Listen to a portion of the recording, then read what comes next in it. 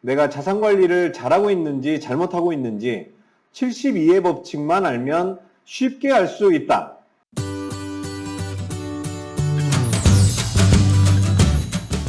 안녕하십니까. 생애자산관리사 정옥입니다.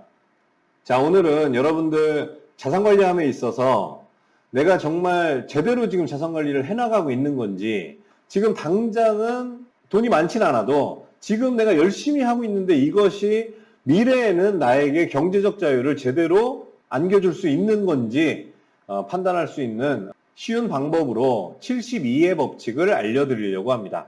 앞선 영상에서도 말씀드렸지만 우리는 대부분 장기 투자 인생입니다. 적어도 10년, 10년도 뭐 되게 짧죠, 사실은. 우리 인생을 보면 앞으로 20년, 30년은 꾸준하게 투자하시면서 자산 관리를 하셔야 되는 분들이실 겁니다. 그러려면 물론 돈을 많이 벌어서 사업이든 월급이든 저축을 많이 해서 계속 쌓는 것도 중요한 요소긴 합니다만, 소득을 쌓는 것만으로 미래의 경제적 자유를 충분하게 준비할 수 있는 분들 역시 많지 않습니다. 지금은 아직 충분치 않아도 미래에는 경제적 자유를 만들고 싶으시다면 열심히 저축하는 게 아주 기본이지만, 그와 더불어서 여러분들이 저축해서 자산을 쌓아가는 그 방식, 솔루션, 상품들이 어떤 수익률을 기대하게 하는지 잘 보셔야 됩니다.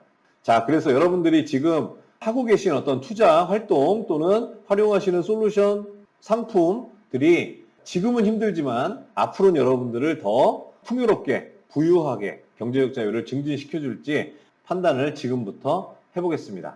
바로 72의 법칙입니다. 72의 법칙은 수학에서 나온 공식인데요.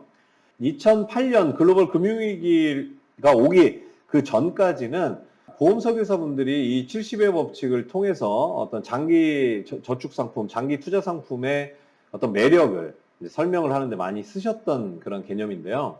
어떤 상품이 있다고 합시다. 이 상품에는 기대 수익률이 있을 거예요. 확정을 할 수는 없고 이 정도가 될 수 있습니다라는 기대 수익률이라는 개념으로 이 상품의 미래 가치를 우리가 이제 얘기를 하는데요. 72를 이 상품의 기대 수익률로 나눴을 때 나오는 숫자가 바로 이 상품의 일시납, 그러니까 목돈을 투자했을 때 이 돈이 2배로 불어나는데 걸리는 시간이 되는 겁니다. 예를 들어 기대 수익률이 1.8%인 상품이 있다라고 해봅시다. 그러면 72 나누기 1.8% 하면 약 40년이 걸려서 2배가 되는 겁니다. 참 매력이 없죠. 근데 글로벌 금융위기 이전에는 그때는 뭐 7%, 8% 이런 얘기를 했습니다. 그러면 72 나누기 7%다. 그러면 약 한 10이 나오죠. 이 상품에 넣어놨을 때 10년 뒤면 2배가 됩니다.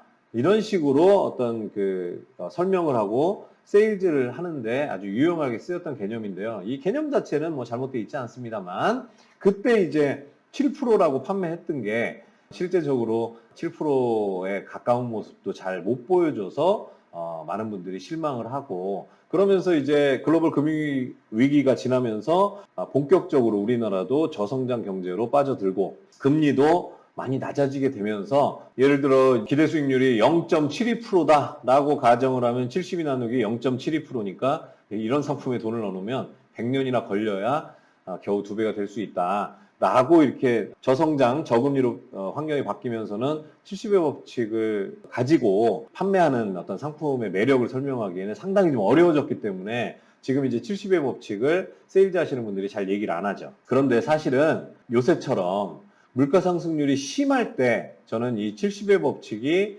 더 많이 회자돼야 된다라고 생각을 해서 오늘 여러분들에게 알려드리고 있는 겁니다. 이제는 이 70의 법칙은 이렇게 사용이 돼야 됩니다. 바로 71을 기대 수익률로 나눠주는 것이 아니라 물가 상승률로 나눠줘야죠. 지금 물가 상승률이 워낙 지금 심각한 문제예요. 수익을 우리가 뭐 몇 프로를 낼 수 있느냐, 이거보다 물가 상승률을 우리가 어떻게 슬기롭게 이겨내고 극복하느냐가 더 관건인 그런 이제 환경이 펼쳐지고 있는 거니까, 앞서 설명드렸던 기대 수익률과 같은 방식이에요.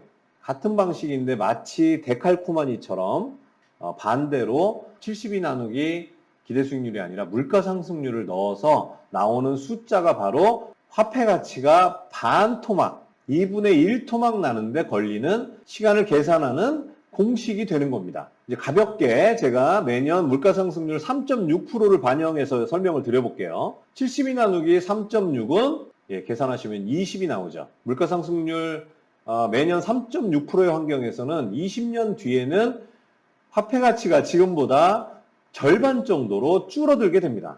자, 그러면 한 4.8% 정도를 반영해 볼게요.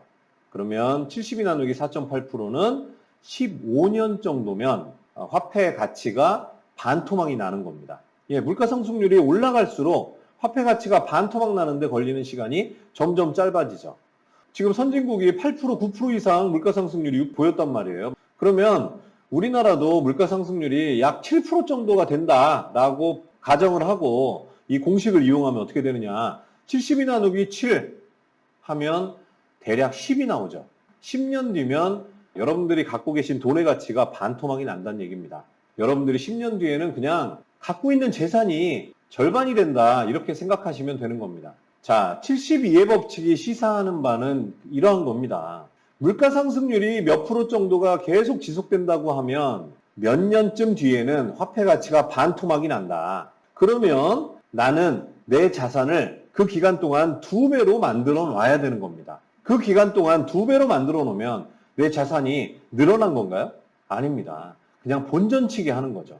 또 하나, 여러분들 주변에 금융상품을 판매하는 분들을 일상적으로 많이 접할 수 있습니다. 이분들이 여러분들에게 단기 투자로 대박을 칠 수 있다 이런 얘기를 하는 분들은 일단은 기본적으로 걸러야 되고요. 물가에 대한 경고를 가볍게 한다. 이럴 경우도 일단 좀 걸러야 되는데 그 상품이 제시하는 기대 수익률이 지금 우리가 예상할 수 있는 물가 상승률을 못 따라간다면 그거 역시도 걸러야 되겠죠. 예를 들면 종신보험 같은 경우에 지금 그 상품들이 제시하는 이 공시이율이라는 게 2%대 이렇게 돼요. 자, 근데 그 공시이율이란 것도 그 이제 상품의 높은 사업비를 뗀 나머지 금액에 그 공시이율이 적용되는 거예요. 이 종신보험의 상품별로 그리고 납입기간에 따라서 이 사업비가 다 다르긴 합니다만 아무리 적게 봐도 10%, 20% 아니면 많이 보면 막 40%, 50%까지도 떼는 걸로 추정이 되는데 그만큼을 뗀 나머지 돈에 2% 차례봐야 3% 될까 말까 한 이자를 적용을 해준다는 겁니다. 여러분들이 낸 원금에서 2%, 3%도 아니고 이 비슷하게 물가를 고려하지 않음으로 인해서 이 고객들 입장에서 착시를 불러일으키는 그런 상품들, 그런 설명들은 참 주변에서 많습니다. 여러분들 그런 상품 가입하고 계신 분들 많으실 거예요. 자, 예를 들어 물가 상승률 3.6% 하에서는 20년 뒤면 화폐 가치가 반토막이 납니다. 그러면 종신보험을 가입했다라고 했을 때 해약 환급률 표를 쭉 보시고 20년이 됐을 때 여러분들이 납입한 것보다 2배를 환급받을 수 있다면 그냥 원금을 이제 찾게 되시는 거죠. 그런 상품 가입하면 내 자산이 더 늘어나는 게 아니라 오히려 더 깎이는 거죠.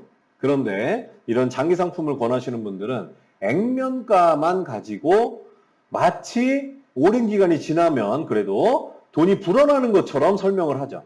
화폐 가치를 고려한다면 이건 돈이 불어나는 게 아니라 오히려 깎인다는 점 명심하셔야 되겠습니다. 오늘은 70의 법칙을 통해서 여러분들이 세우고 있는 자산관리 어떤 계획이 그것이 정말 여러분들을 자산을 더 불려주는 건지 여러분들을 더 부자로 만들고 있는지 쉽게 판단할 수 있다, 평가할 수 있다는 부분 말씀드렸습니다. 여러분들의 구독, 좋아요, 알림 설정이 여러분들의 자산관리에 도움되는 진짜 이야기, 진실을 제가 꾸준히 열심히 전달해 드릴 수 있는 힘이 됩니다. 오늘 여기까지 하겠습니다. 감사합니다.